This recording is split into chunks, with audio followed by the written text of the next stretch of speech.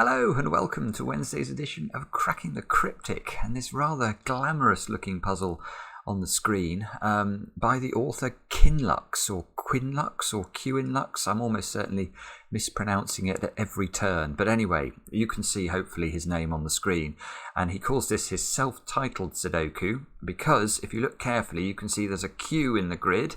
The red and the blue cells sort of spell out a Q. There's an L made up of the green cage, and it's a Sudoku X, so the X is even in there, so massively high score in Scrabble if you manage to get Qinlux into your Sudoku.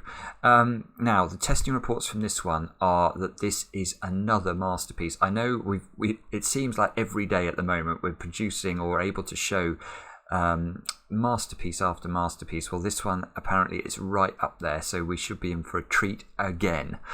Before I read you the rules, do, if you get a chance, have a look over on Patreon at the moment. There's been so much bonus content we put on there over January, and we're not very far away now from the 1st of February, which of course means that we'll release more content. There will be the monthly bonus for February, which will come out on the 1st, so check it out. I'll try and remember to put a card on the screen. Now, what are the rules of Qinlux's puzzle? We have got normal Sudoku rules apply. Good. Each marked diagonal has the digits from 1 to 9 once each, so you can see that we've got the blue diagonals here, so we need to make sure we put all of the digits from 1 to 9 on this diagonal in some order and on the other one in some order. We've got digits in cages, some to the small clue in the top left corner of the cage, and digits cannot repeat within a cage, so normal killer Sudoku rules. We've got the blue cells in box 9 sum to 10. Right, okay, so we've got a sort of disjointed killer cage here. This is basically a 2-cell killer cage, which we've had to show bridging this gap. So Mark put this into the puzzle software for me, and this is how he's done it. So anyway, we just have to remember those two squares add up to 10. Then what else have we got? We've got the grey line forms a palindrome, i.e. it should read the same backwards and forwards. So, right, that's this line here, look, going round the red ring. Now, what does it mean if it's a palindrome? Well, let's imagine that we put some digits on this side of it. Let's say we put 6, 5 and 4 into the start of it from this way. Then we would know for sure that it would have to be 6, 5, 4 from the other way, because as we read the string of digits this way round, we go 6, 5, 4, X, Y, Z, etc. So we must start 6, 5, 4 if we read it from this direction as well. So we just have to make sure that it reads the same both ways round. That's how palindromes work. The 3 cells with grey squares in them contain even digits. They're all in box 9 down here. Look, we've got 1, 2, 3 cells. 2 of them are in the 10 cage thing. All of these have to be even. Right, okay, I think I've got that. Clues outside the grid give the sum of the digits along the indicated diagonal. Digits can repeat along these diagonals. So completely standard little killer Sudoku rules, which means that those 3 squares have to sum up to 8. These squares down this diagonal have to sum up to 38. And we can repeat digits. So, if this square was a 1, we could make that square a 1 and that square a 1, in fact. So we can have lots of 1s down this diagonal, although we might not get to 38 if we do that. Obviously, you can't make that cell a 1 if this is a 1, because that just breaks the rules of normal Sudoku. But providing you don't break those rules, you can absolutely put 1s or any other digit in a repeated way along the diagonal. So do have a go. The way to play, of course, is to click the link under the video as usual.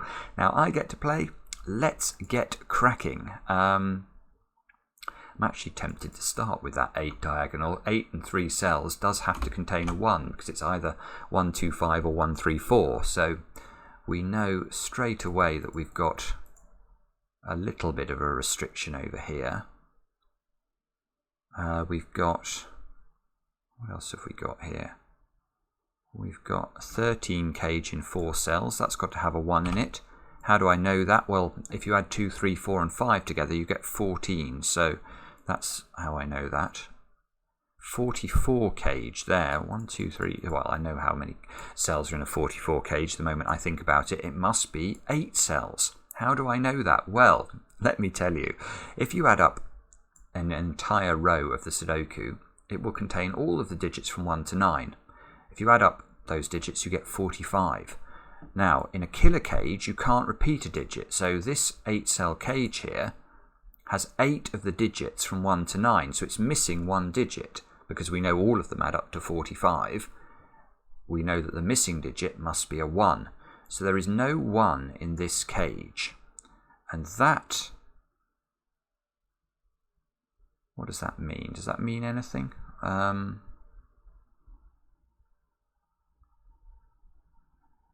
that mean anything? That feels like it ought to mean something.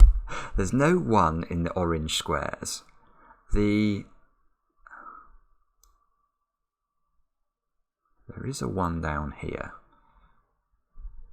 Oh, right, okay. Right, okay. There is something it means. Yes, this is nice. We should think about this cell. So let's not think about the cage, the actual digits in the cage. Let's think about this cell.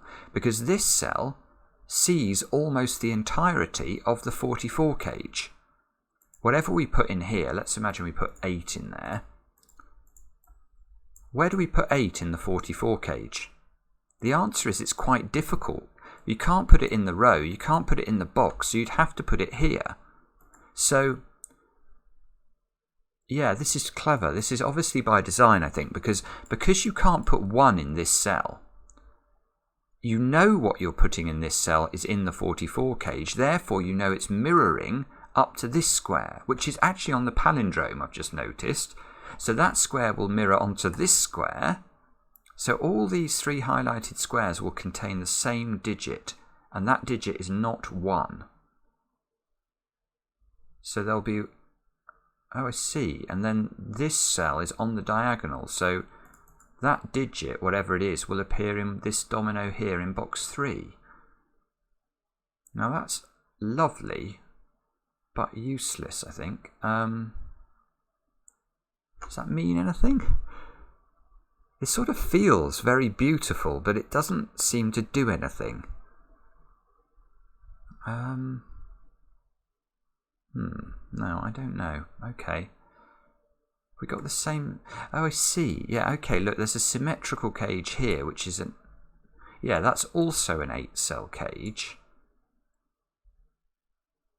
And this time it adds up to 36. So this time it's missing 45 minus 36. It's missing the 9.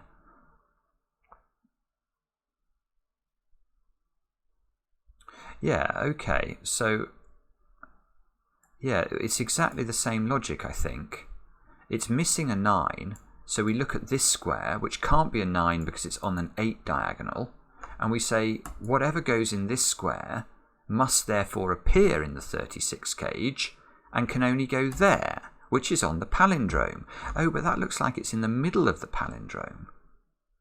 How long is this palindrome? 1, 2, 3, 4, 5, 6, 7, 8, 9, 10, 11, 12, 13, 14, 15, 16, 17, 18, 19, 20, 21, 22, 23.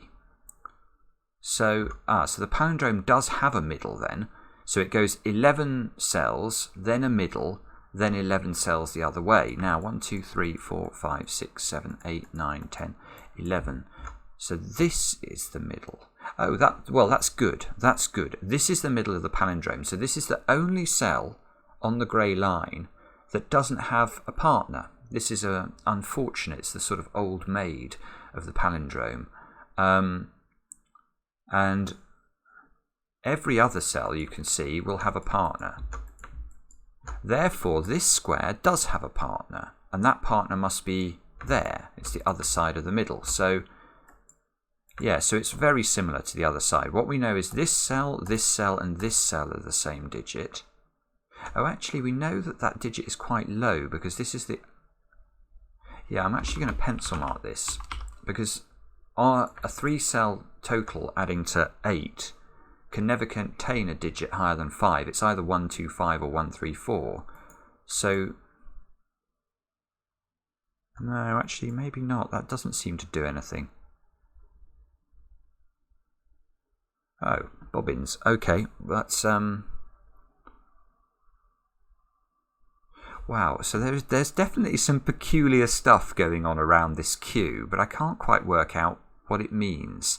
Let's look at the L. The L is 7 cells adding to 31. Right, so this is interesting as well. That means it's missing 2 cells that add up to 14. So it's either missing 5 and 9 or 6 and 8. So, right, now that we should definitely therefore look at those 2 squares, because these 2 squares see the entirety of the L cage. So whatever you put in this square cannot appear in the green cage, because it sees obviously everything in the column, it sees everything in the box, which means these 2 squares must add up to the, or they must actually be the digits that are missing from the green cage. So these add up to 14, so these are 5, 9 or 6, 8. And one of them's on the palindrome. 1, 2, 3, 4, 5 cells along the palindrome. 1, 2, 3, 4, 5 cells along the palindrome. So this square is 5, 6, 8 or 9. Now, well, it's not 9 because it's in the 36 gauge. So that's not 9, which means this isn't 9, which means this is not 5 because these 2 add up to 14. So we are whittling away at the... We've still not got any digits, but there has been some nice logic. It's been very clever. Unfortunately, any cleverness has not resulted in progress. Okay, these add up to 10, but they're both even numbers. So this is either 2, 8 or 4, 6, which is not useful.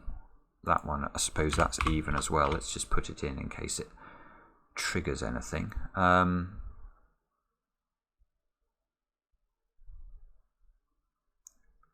No, right, so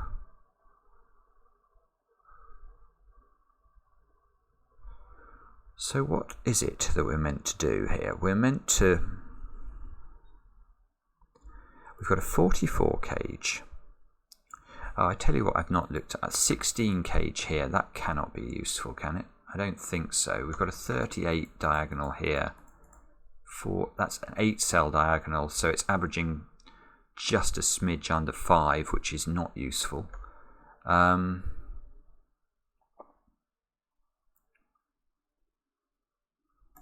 It feels like it's these 9 or 8 cell cages that are the key to this. I have a feeling I'm missing something, either a cell or a... Okay, they're both entirely on the palindrome, aren't they? Actually, that's an interesting thought. Let's have a think about that. It's the easiest way to do this. So that means those... Oh, okay, yeah, alright, this is an interesting idea. So that means that these 8 cells here appear in 1, 2, 3, 4, 5, 6, 7, 8. They are the same as these 8 cells. So these 8 cells add up to 44. Now, hang on, we can do maths then. Let maths rescue us, because if the orange squares add up to 44, and they do by the geometry of the puzzle, but these 3 squares here add up to 16, that means those 5 squares add up to 28.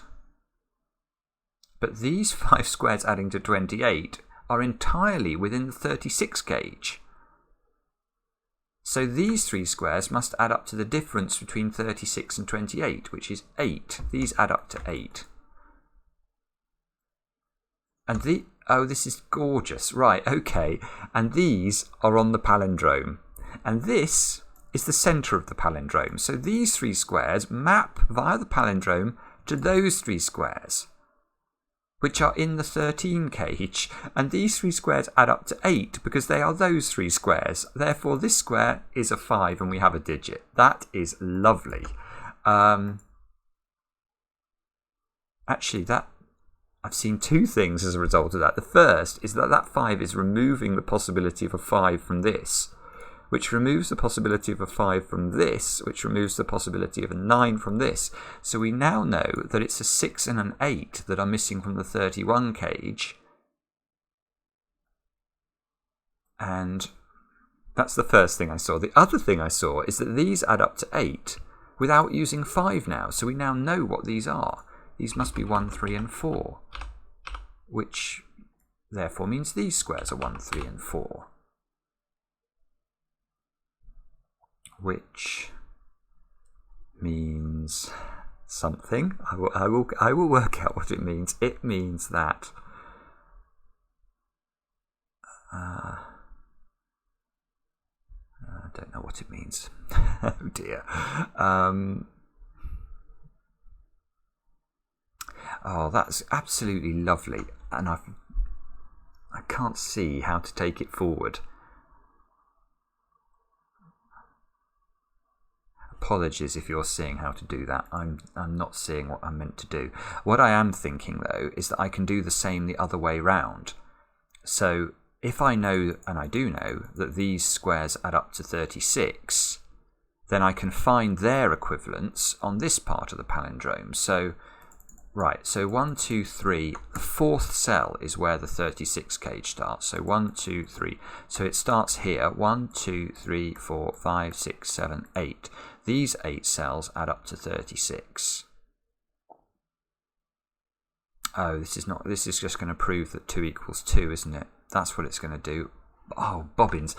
So why do I think it's going to prove that 2 equals 2? Well, if I know the oranges add to 36, and I know those add up to 8, these add up to 28, or whatever. I probably just started that in the wrong place. No, that is correct. These add up to 28, which means these 3 add up to 44 minus 28, 16.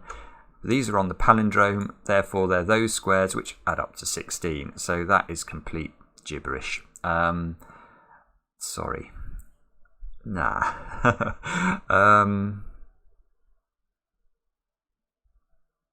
2, 3. It's these squares here.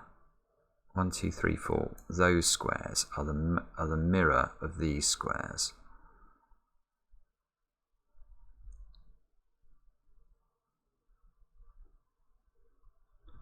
I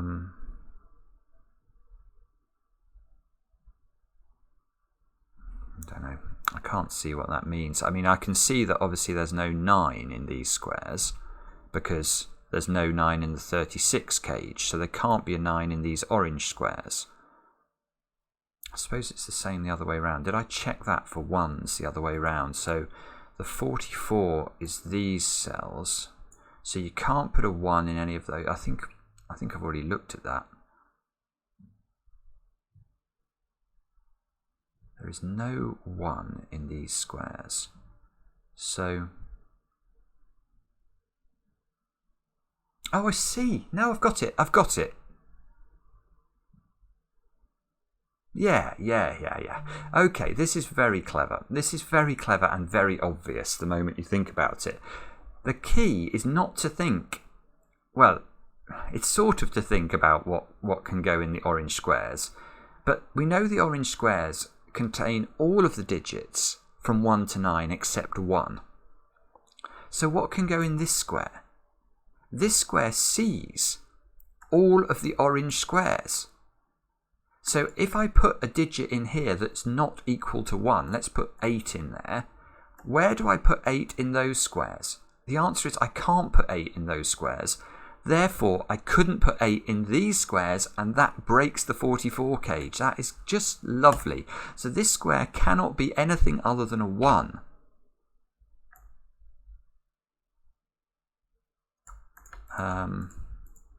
That's actually quite powerful. Look, now I can't put 1 into those squares, and that's going to feed through the palindrome. This is ridiculous. So now, where do these squares go on the palindrome? They are the equivalent of those squares. They can't be 1 anymore. We know these 3 added to 8, so this has got to be the 1 now. Therefore, that's got to be the 1. Now there's a 1 up here. There's a 1 in one of those 2 squares by Sudoku. But the thing I'm excited about is not this actually, it's about doing the same thing the other way round, because surely this is going to work the other way round, is it? We know this string of cells does not contain a 9, so I know this string of 8 cells does not contain a 9. It contains every other digit. So what do I put into that one? This square has to be 9, because again, if I put any, oopsie, if I put any other digit in here, let's try 8, I can't now put an 8 in any of those squares, which via the palindrome means you can't put an 8 in those squares, which breaks the 36 cage. It's very simple, but very beautiful logic. This is a 9. And this has a home, doesn't it? We know there's a 9 in the 44 cage. It can only go here. Therefore, via the palindrome, that goes here. And we're actually going to get the 9 in box 3 because 9 can't go on the diagonal. 9 can't go in the 8 diagonal, so 9 goes there. Now, 9 is quite restricted actually in box 1, I think. It can't go on the diagonal because of the 9 here. So 9 is in one of just 2 places.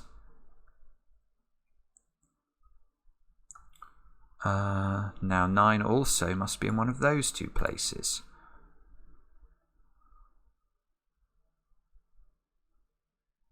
And so far, I have to say, this puzzle is stunning. Okay, but where do we go now? Let's try and keep this going. We've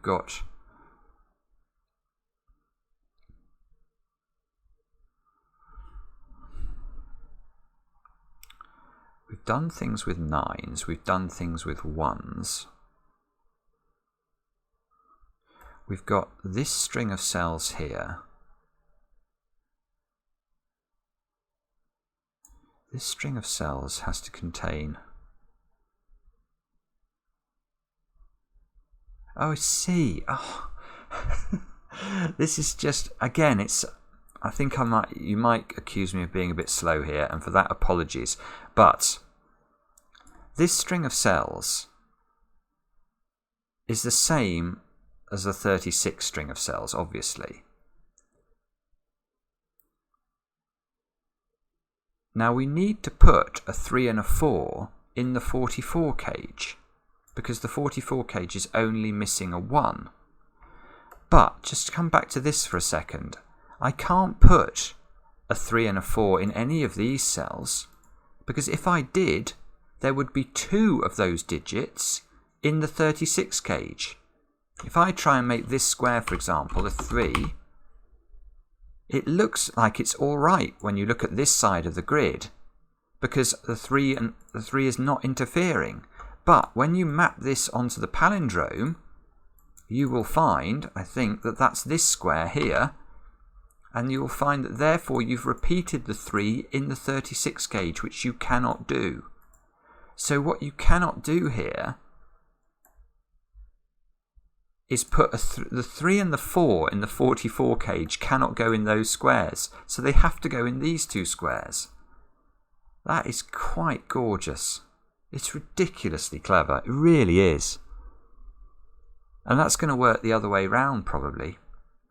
Let's do it the other way round. So, in fact, we don't even have to. Now we've got them on the palindrome, we know that that's going to... and that's sort of confirming it. The 3 and the 4 here add to 7. The 7 is what we needed to complete the 16 cage. That's lovely. But if we just do the logic, before we sort of use the palindrome to do it, we know that the 44 is mapping to these squares here. We know that a 44 cage must always contain a 3 and a 4, but we know we can't repeat a 3 and a 4 anywhere in the 36 cage. So these cells are all ruled out and you have to put it there. It's simple but brilliant. Absolutely brilliant. Now those can't be 4, look. So if this can't be 4, this can't be 6.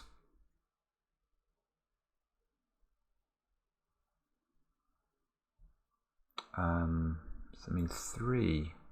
Oh no, that doesn't. No, I was wondering whether 3 was restricted in this box.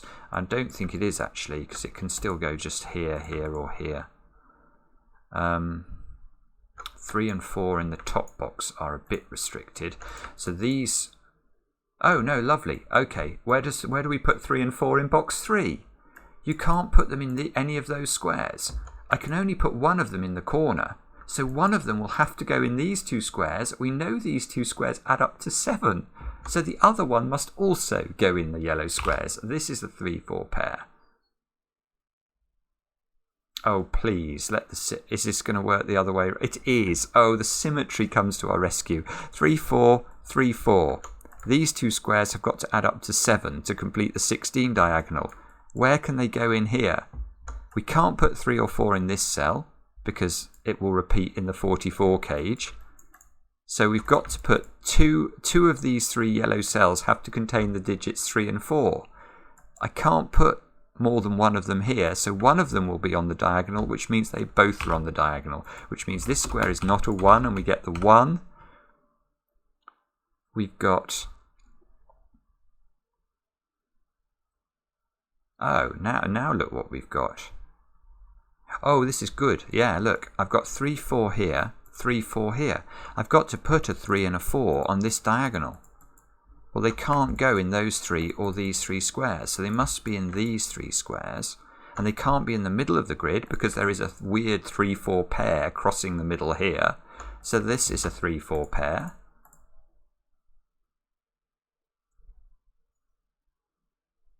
Oh, and now look at the other diagonal, and now we can ask the question, where does 3 go? Because it can't go in those 3. These are even, so they're not going to be a 3. They can't go here, there's a 3-4 pair, so 3 goes in the corner, which actually gives us those 2 digits. These are on the palindrome, so we get these 2 digits as well. This 3 gives us that one, which gives us that one. This 3 gives us that one and that one. And oh, that one, I think we're going to get all of them. This 3 gives us this one, which gives us this one. These are on the palindrome. So the palindrome now starts 9, 3, 4. So it needs to start 9, 3, 4. 4 goes here by Sudoku. Yeah, and 3 goes there by Sudoku. And I think... No, I haven't done the 4 in this box. But I can do the 4 in this box. It goes in this cell, and therefore the 10 cage gives me a 6. This square is not a 6 anymore. Oh, the 6 now sees this one, which means that we now know the composition of the 8-6 pair that are missing from the green cage. There's a 6 up here now by Sudoku. This 8 is on the palindrome, so this becomes an 8 over on the other side. Does that finish the puzzle, please? I think that's asking a bit much, but we can see there's an 8 in one of these 2 squares, there's an 8 in one of those 2 squares. We can... Oh no, we can do better than this. Yeah, let's think about 8s in the context of box 7. We've got an 8 in the 44 cage now. So those 3 squares can't be an 8, otherwise it would repeat in the cage. So there's an 8 down here, it can't be on the diagonal, it's here. Which gives us the 8 there.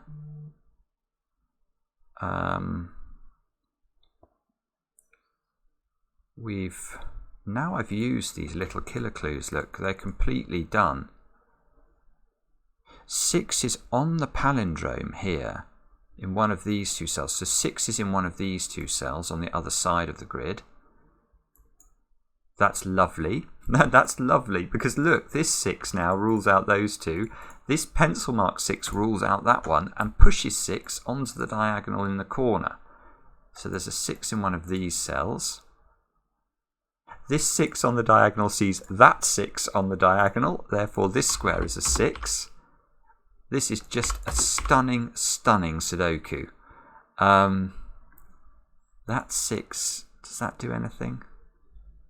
Yes, it does, because now there's a 6 in one of these two cells, but the 6 on the diagonal rules out that one. So this becomes a 6. That's not a 6 anymore. This is a 6. Oh, look, hang on. This is a 6 by Sudoku.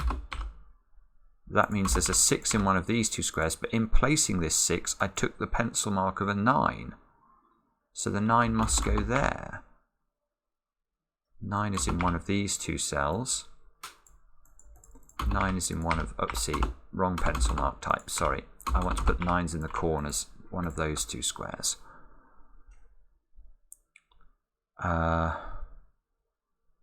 Right, now where do we look next? We could go to, I'm not sure, what have I not used? I can't decide whether I want to try and do Sudoku here or whether to try and do more jiggery-pokery with the nonsenses. Now, 8, I'm going to do some Sudoku. I can see 8 goes there. 8's in one of these two cells. 8's in one of these three squares. This pair of cells is 2 and 7 to complete the box.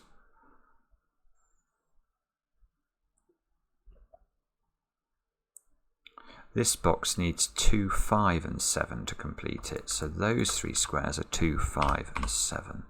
2 of which are on the palindrome. So they are next to a 6. So they are those two squares. These two squares are 2, 5 and 7. Which we could have just got by looking at the row look. That's not useful.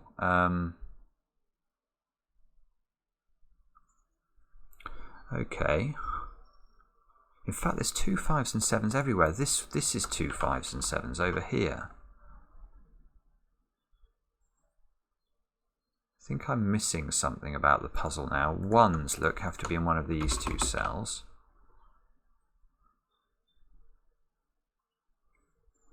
Yeah, look, again, this row, 2, 5 and 7 again, into those positions. 5 here is ruling out a 5 from that cell, which has an equivalent on the palindrome after the 4, that square. So we've got, I don't know, maybe I should look at I haven't looked actually at the diagonals for a minute or two. Let me just take another look at those. Oh, of course, it's 2 5s and 7s. This is a 2, 5 or a 7. Is anything looking at it that can help me? Please. No. This diagonal,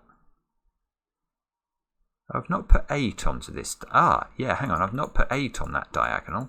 I need an 8, and it can't go there, and it can't go here, and all there, so that's an 8. That means this is not 8, and oh, that doesn't do anything, does it? Bobbins again. Oh, it gives me an 8 up at the top. Wow, okay.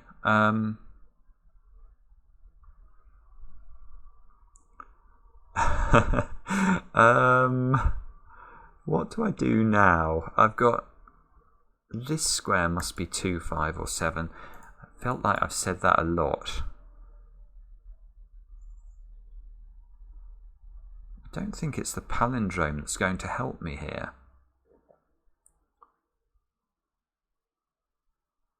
Oh, I know what helps me. This square helps me. This square helps me because whatever I put in that square, I have got to put in the 36 cage. Where does it go? The answer is it can only go in this square, because if this is a 2, a 5 or a 7, that has not yet made an appearance in the 36 cage. So whatever is in this cell has to go here, and by Sudoku has to be in one of these three squares. So it has to be 5, because 1 and 6 are just not available options for those squares. So those two are 5, and that might crack the puzzle. I shouldn't have said that, but it might do. 5 is on the palindrome, which is next to the 6, so it's this square. Therefore, we can remove 5 from these two positions. That's not 5 anymore. That's given me a 2, 7 pair in column 5. So we need 1, 5 and 9, I think. Is that right? Into these squares here. just to complete the column. Now we can tidy up a bit. That's not 1. That's not 9. This one has no restriction.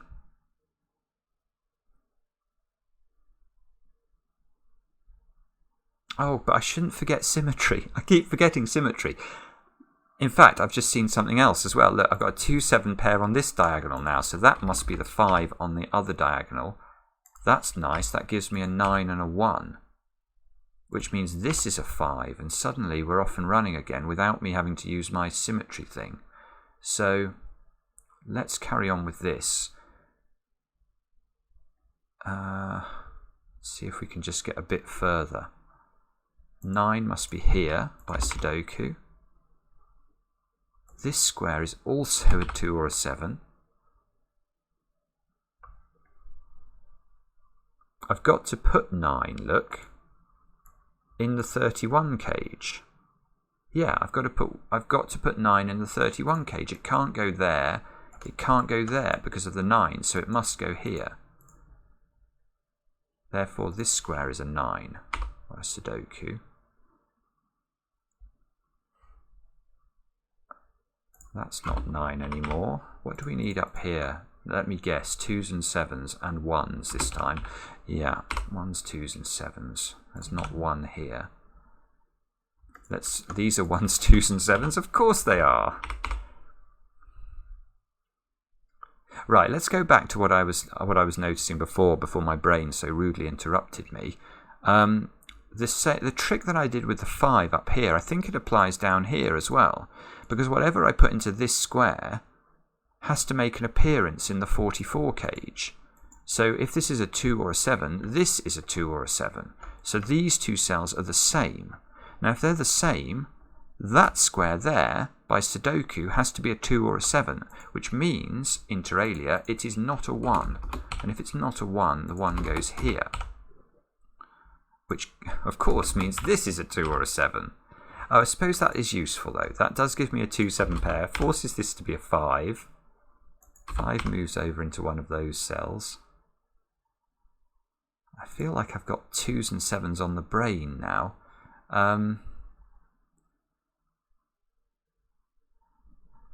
This is... How do you resolve the puzzle? Is there a way of resolving the puzzle? Oh, I know... I've not looked at this. The 38 diagonal, that's how you resolve the puzzle, isn't it? That's why this is here. Okay, don't ignore what's being given to you. So this square, it can be 2, 6, 7 or 8. Can't be 8. 2, 6 or 7, I think. So what have we got? We've got givens adding up to 21. So we need 17 more from 1, 2, 3, 4 cells. Oh, right, but look at this one. Whatever's in that square is not in this square. So these two cells are the same digit, which is rather important, I imagine, because now, if these are both 4, these have to add up to 13, which they can with 7 and 6. If these are both 7, these have to add up to 3, and they can't. You can't use 1 and 2 into these cells. So these are both 4, I think. Sorry, not 4. They add up to 4. They're both 2. That gives us a 7 here. That might be really important. Yes, yes, keep going. Do not stop. 1, 2 here places. That's a 7. This is a 2. That's on the diagonal, which means that's a 7. This is a 2. I will come back to check that I've got this diagonal. Let me check. I needed those to add up to 13, didn't I? So 7, this must be a 6. That gives me a 6 over here. 2 here gives me a 2, gives me a 1. That gives me the 1 and the 7. The palindrome is now completed. I'm just checking it looks right. I think it does look right. It does seem to read the same way, backwards and forwards. I still need these two squares to be something. 2 and something. 2 and 5. Can I do that? Of course not. Okay, well let's look at these squares then. What are these? My scanning's gone to pot all of a sudden. 5 and 7. The 7 here is useful. Good. 7, 5. So 5 must be here. This must be 2. That must be 2. Don't be a deadly pattern. Please don't be a deadly pattern. No, it's not deadly, is it? The 7 still needs to appear in this box. So this is an 8. This is a 1. And that is the finish of this puzzle, I think. Let me click check. Yeah, it's brilliant. It's quite brilliant, this puzzle. It really is. The use of this 44 cage and this 36 cage and the way they interact on the palindrome is so clever. I mean, it really is. Qinlux, I loved it. Absolutely loved it. Let me know in the comments how you got on with it. And maybe I was a bit slow to spot some of this interaction. I don't know. I don't think I was. Because it's just majestic, the elegance of it when you find it. And it feels surprising. So, yeah, maybe I was slow, but I'm not sure. And I always read the comments, so do let me know. And thanks so much for watching. Back later with another edition of Cracking the Cryptic.